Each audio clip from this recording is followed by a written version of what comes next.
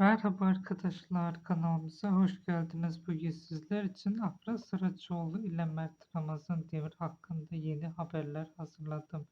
Afra Saraçoğlu ile Mert Ramazan Demir birlikte düşünüldüğünde ortaya çıkan şey sadece genç ve popüler iki oyuncunun uyumu değil, aynı zamanda birbirini tamamlayan iki farklı enerjinin yarattığı kontrollü ve yoğun tavrı yan yana geldiğinde ortaya dengeli ama kolay çözülmeyen bir bağ çıkar.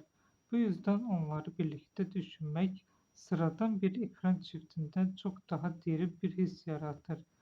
Onların birlikte olduğu bir sahne hayal edildiğinde dikkat çeken şey büyük olaylar değil, küçük detayların taşıdığı anlam olur.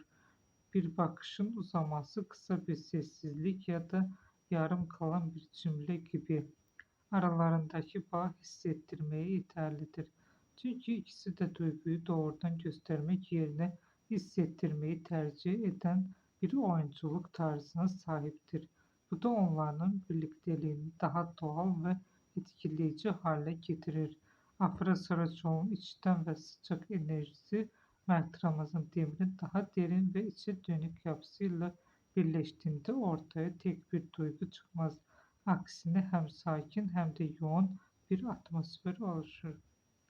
İzleyici için birliktelik hızlı tüketilen bir hikaye değil, aynı zamanda büyüyen ve etkisini uzun süre koruyan bir his gibi kalır. Belki de onları bu kadar kalıcı, ilgi çekici yapan şey aralarındaki bağın net çizgilerle tanımlanmamasıdır. Her şey tam olarak açıklanmaz ama güçlü bir şekilde hissedilir. Bu yüzden Afra Saraçoğlu ve Mert Ramazan Demir birlikte anıldığında ortaya çıkan etki yalnızca bir uyum değil, aynı zamanda izleyicinin zihninde uzun süre yaşayan bir duyguya dönüşür.